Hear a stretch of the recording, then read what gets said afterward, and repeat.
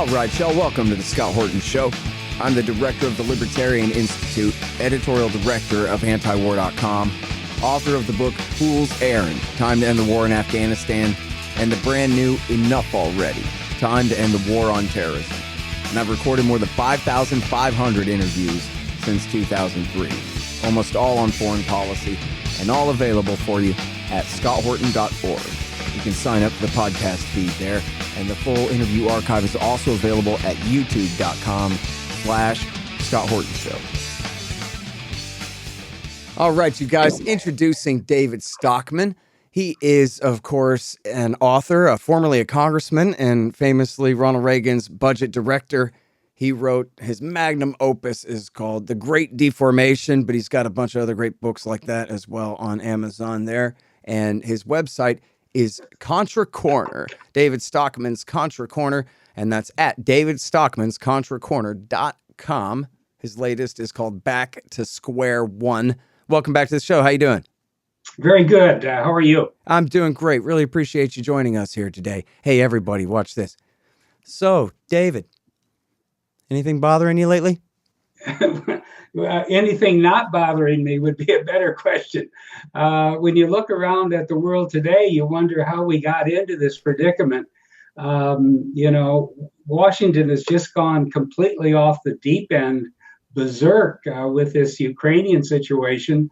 Your audience knows all the details and the arguments, but we get to the point where they put 40 billion through with hardly sight unseen, and not a single Democrat votes against it, including all of the ultra left wingers that, at least in the past, the Squad, AOC, and the rest of them, every now and then had sort of an anti-war posture. That's all gone. That's on top of the 13 billion they've already sent over there. We're now at the point where we've voted enough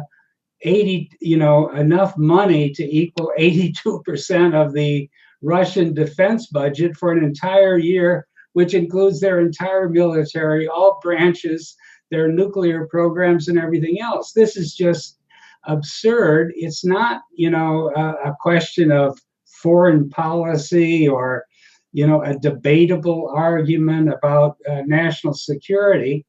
This is purely a case of what I call the Trump-Derangement Syndrome, TDS. They still Washington, official Washington, and in that I include the bipartisan duopoly, the leaders of the Republican side as well, have not gotten over the fact that Trump won in 2016. They insist it was illegitimate due to Putin's intervention. Finally, Trump is gone, and so Putin has become kind of the surrogate, the avatar to attack, basically to prove that you hate Trump with all your heart.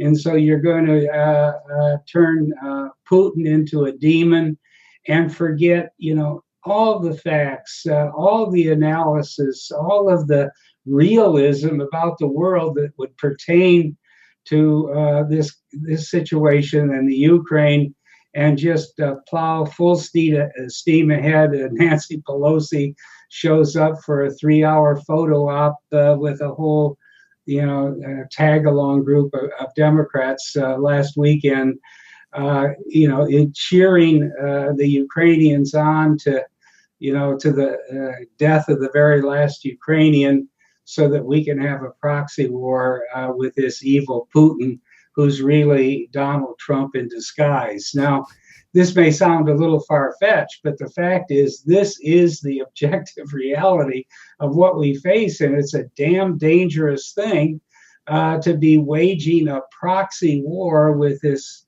massive attack, in the form of what I call the sanctions war, that's really upending and roiling the entire world economy. And that's all going to feed back right into our domestic economic situation, which is what we opened with. We were in deep trouble already because of the roaring inflation that the Fed and other central banks have fostered over the last several years, if not longer. And we have an economy that's so freighted down with debt, both household, corporate, and government, that growth is very hard to come by to begin with. Now we throw into the mix a complete breakdown of the global dollar-based payment system and the trading system, and we send further spanners into the global supply chains, which were already badly dislocated by the COVID. And we've got a real sort of world-class economic mess coming right down, right down the pike at the Main Street economy.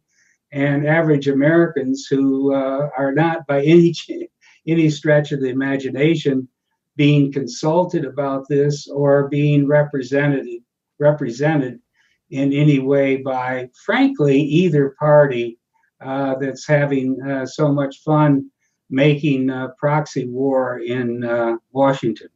Yeah. All right. Well, so many great points to follow up on there. In fact, I'm going to go back to the war for just 1 second. Sure. You may have seen this clip, but even if you didn't, you'll get the gist here of Professor John Mearsheimer, the realist from the University of Chicago, on the PBS NewsHour in a sort of debate with Evelyn Farkas from the Obama years. Yep. And the premise of it's very simple. It's not like they have much time for an in-depth discussion, but the premise is simply that, one, Putin says he would never use nukes unless he saw an existential threat to the Russian state, in which case he very happily would. And two, he could very well see a loss in Ukraine as an existential threat to the Russian state. And so he might use nukes. And three, we're pouring in as much weapons as we can because we're determined to force the Russians to lose the Ukraine war no matter what. And Mearsheimer says, well, this is completely crazy. I mean, in the Cuban Missile Crisis, we negotiated. Right, and what the hell are we doing? And Farkas says, nah, come on. He ain't going to use nukes, or at least, he would signal first if he was going to. But I think Sergei Lavrov has said 3 or 4 times recently that, we could end up using nukes here, which seems like a pretty clear signal to me, Stockman. So I was just wondering, I mean, you used to live there among these people. Yeah. Just how stupid and crazy and wrong can they be? I'm a bit out of a loss here, Yeah, I am too. And that's why I resort to this Trump-Derangement Syndrome explanation. I mean, this isn't rational. This isn't adult. This isn't analytical in any way. It's they have so demonized one person on this planet of 7 billion some people, Vladimir Putin. They have made him a proxy for all of their political ambitions and frustrations and resentment about, losing control of the machinery of government, at least for 4 years when Trump won, that, they can't think logically or rationally anymore. Why would you drive someone with 6,000 nuclear warheads, 2,000 of which are actually usable and active, to a state of existential threat over a piece of territory in the eastern half of Ukraine that has no bearing whatsoever on the true, security and liberty of the American homeland? I mean, this would have been so easy to solve. They could have said easily in December, when Russia and Putin laid out the case for a new security arrangement, they could have easily said, no NATO ever again in Ukraine, that will follow the Minsk process, and if it results in the partition of the country, so be it, because, the Donbass in the eastern part of Ukraine has been Russian for 300 years, in its Russian speaking and its Russian culture and its Eastern Orthodox religiously. And it's not a country that was built to last anyway. It was an artificial creation, as I've often said, of three of the worst people in world history, Lenin, Stalin, and Khrushchev, put together the bits and pieces of what is now Ukraine, that now the entirety of the imperial city in Washington, as I call it, insists that these borders are sacrosanct and must be defended and prosecuted to the extent of, threatening nuclear war. I mean, it's just crazy, but that is, that is the great deep hole that Washington has worked itself into. We can only hope that there's such a resounding defeat of the Democratic Party in November that somehow Washington gets sobered up and a remnant of Republicans led by Rand Paul and some others, bring us back to our senses, because there's not much that passes for adult or rational thinking coming out of Washington. And it was all brought together this week with this ridiculous rush to judgment on 40 billion of sight unseen money that's going to go down the rat hole in the Ukraine. I mean, it's almost like a form of military Keynesianism. We're going to pump tens of billions of weapons in there. Most of them won't make the trip from the eastern western border, where it comes across from Poland to the war front. It's going to be blown up on the way. And what does get to the front in the Donbass will be used up in a matter of days. So, I don't know what they think they're doing. It's not going to change the outcome in the Ukraine. Sooner or later, the Russian forces will prevail.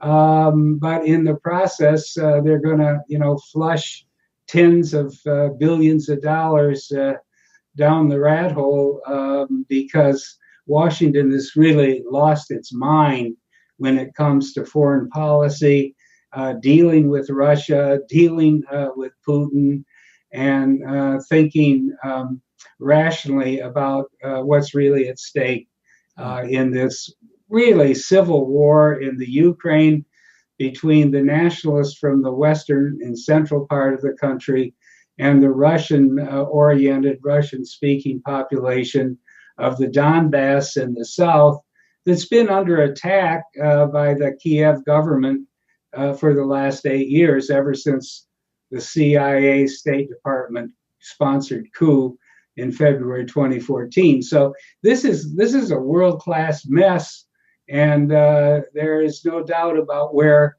the responsibility lies. It's come right out of the policy-making forums in Washington, D.C. Yeah, give me just a minute here. Listen, I don't know about you guys, but part of running the Libertarian Institute is sending out tons of books and other things to our donors. And who wants to stand in line all day at the post office? But Stamps.com? Sorry, but their website is a total disaster. I couldn't spend another minute on it. But I don't have to either, because there's EasyShip.com. EasyShip.com is like Stamps.com, but their website isn't terrible. Go to scotthorton.org/EasyShip. Hey, y'all, Scott here.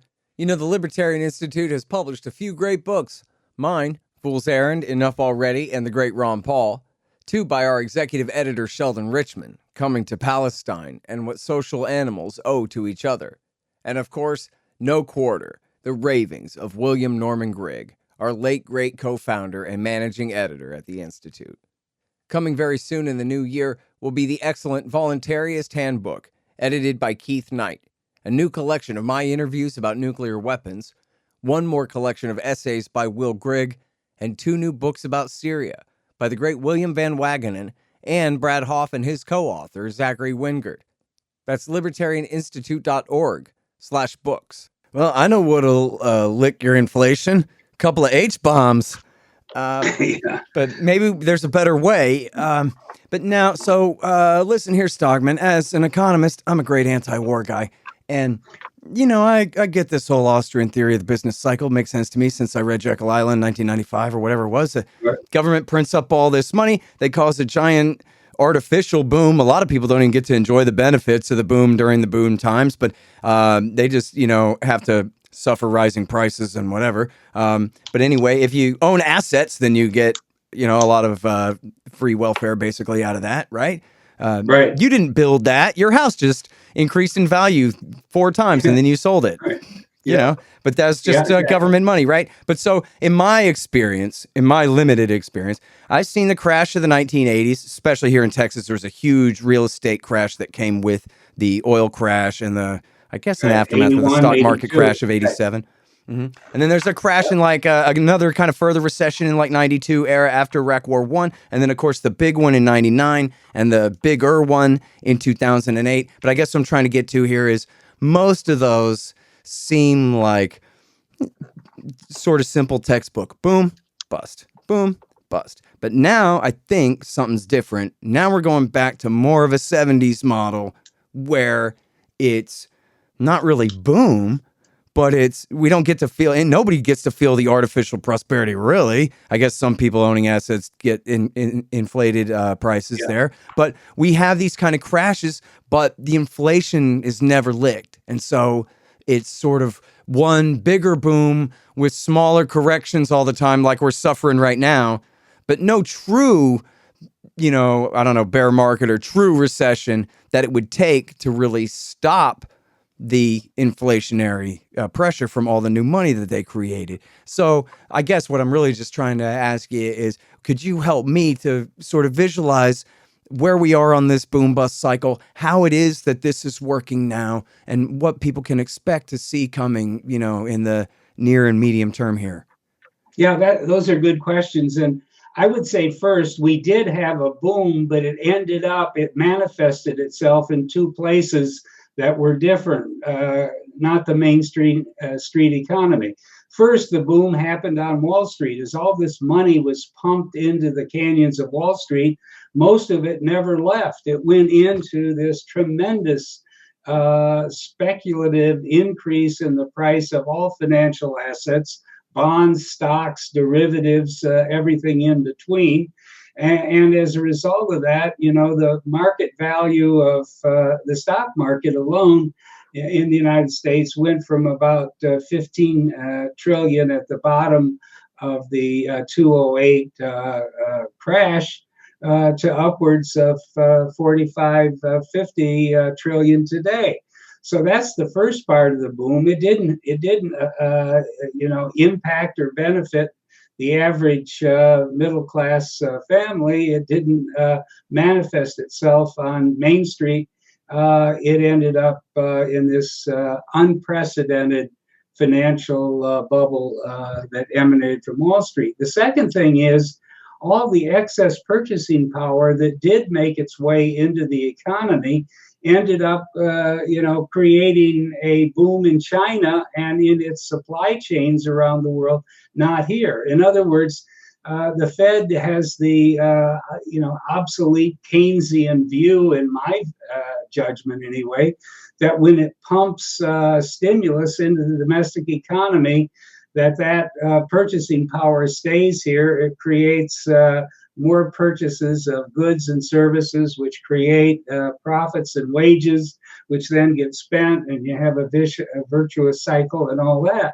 But on the margin, that is not what happens today in a world where we have, in the range of $3.5 trillion worth of imports a year, and where much of our productive base has been exported or offshored, to use the correct term, to China and elsewhere. So now when the Fed pumps up spending and demand on Main Street, the purchases end up, in the bank accounts of producers in China and elsewhere around the world. Now that meant that during the interim, let's say from 2012, when the Fed officially adopted inflation targeting, this vaunted 2.00% target, which is not justified by any economics that I know of. It certainly isn't validated by empirical history, but in any event, they had the 2% target. And for the next 7 years through 2019, inflation appeared to be low in a goods and services sense, even if Wall Street was inflated to a fare thee well.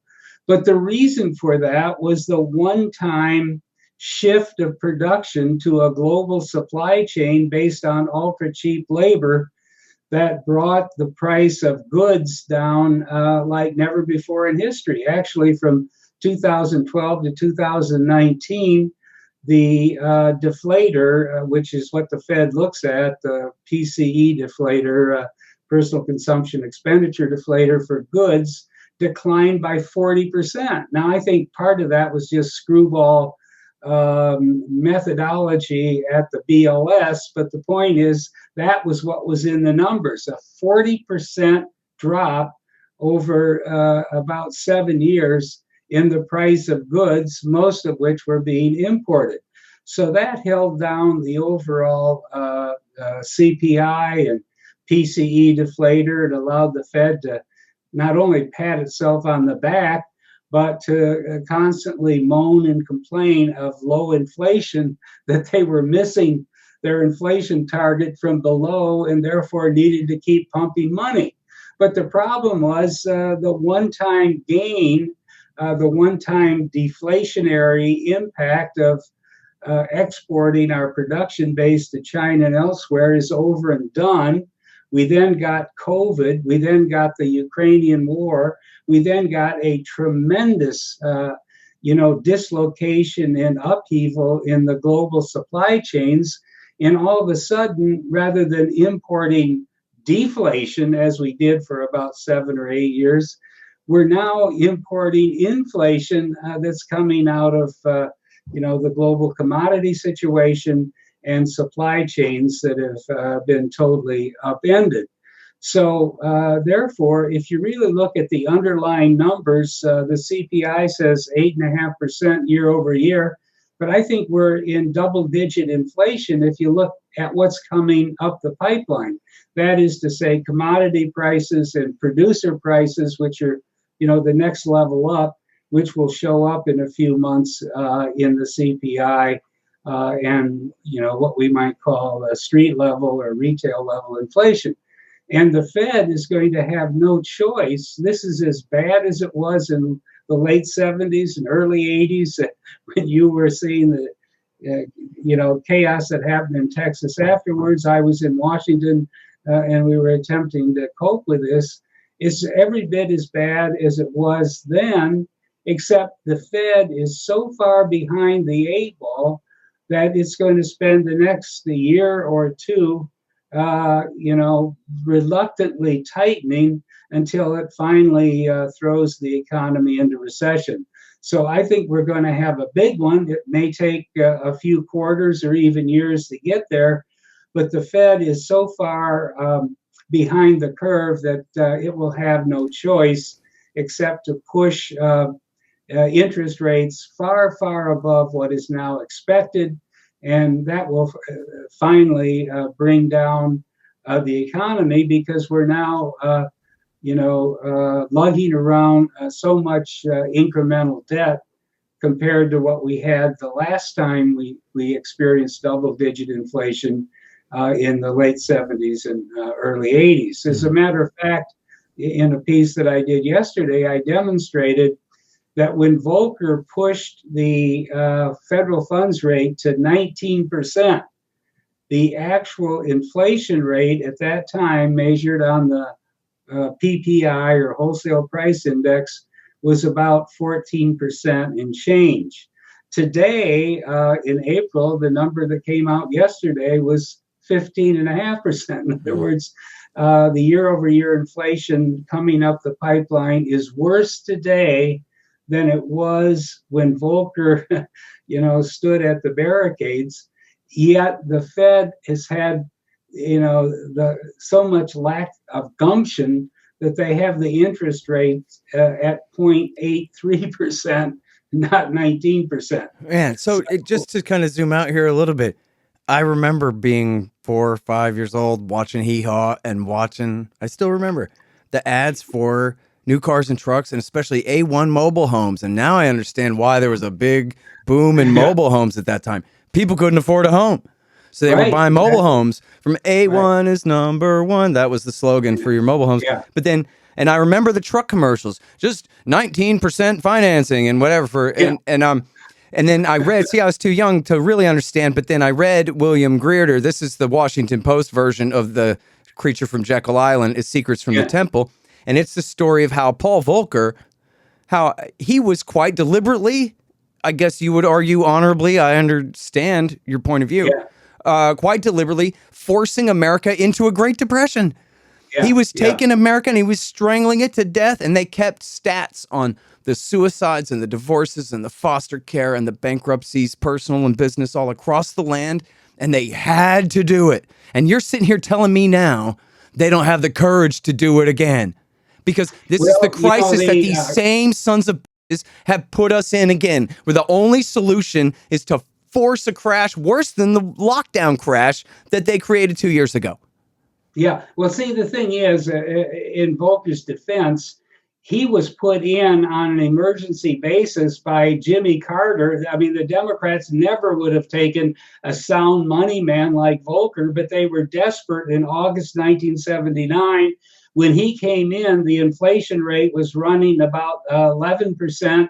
And even the Fed, the dovish Fed of William Miller, had the funds rate at 10%.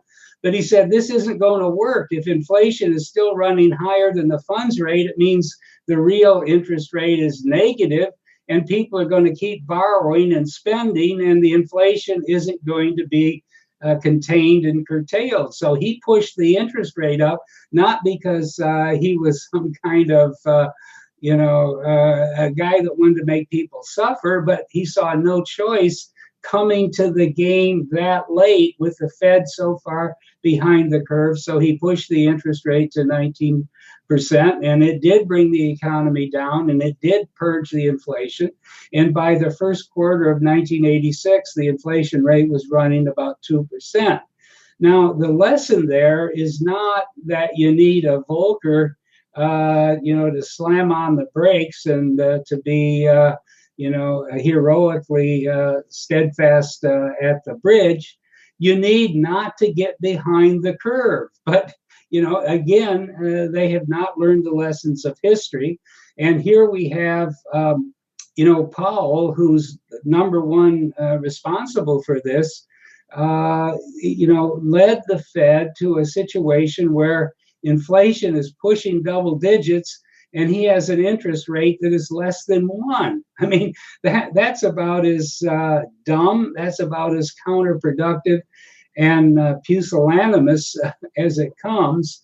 And so we're right back in probably worse shape than where Volcker was when he came in, when he was put in on a desperation basis in August 1979. And now, let me go back to something you said about, but the national debt and every other debt is so high now that if you were to do that again, they'd blow up the world, right? Yeah.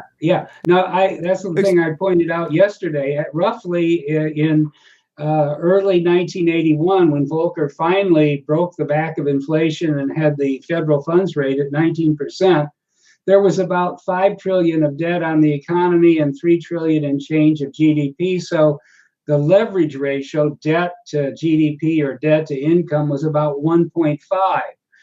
And that's where it had been historically, through good times and bads, prosperity and lack of prosperity. But that was kind of the golden mean that was more than 100 years standing.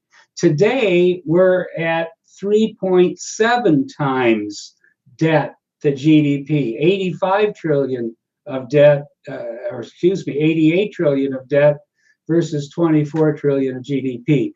Now, what that means is that we have 2 turns of additional debt on the economy relative to income compared to what we had when Volcker had to, hit the brakes hard. In dollar terms, if we had the same ratio, same national leverage rate, 1.5 today that we had back then, there would be 38 trillion of public and private debt, not 88 trillion. In other words, the economy is lugging 50 trillion of extra or incremental public and private debt that will be hit hard when the Fed finally has to crank up interest rates to a level that will be sufficient to break the back of inflation and get the price level moving, downward in a convincing direction. Mm-hmm. I'm sorry, David. Next time we do this, we definitely got to schedule an hour. But I am sorry, I have to go to my next guy here. Okay. But thank you so much for your time. I've learned a hell of a lot already, and I hope we can follow up here pretty soon. Is that all right? We'll definitely do that. Okay. Thank you so much, sir. Really appreciate it. Okay. Bye. All right, you guys. That's the great David Stockman. He's at David Stockman's Contra Corner. And seriously, I had a ton more stuff here, but I knew that was going to happen. But check him out. It's worth the price for the subscription there at davidstockmanscontracorner.com. The Scott Horton Show, Anti-War Radio, can be heard on KPFK 90.7 FM in LA, APSradio.com, antiwar.com, scotthorton.org, and libertarianinstitute.org.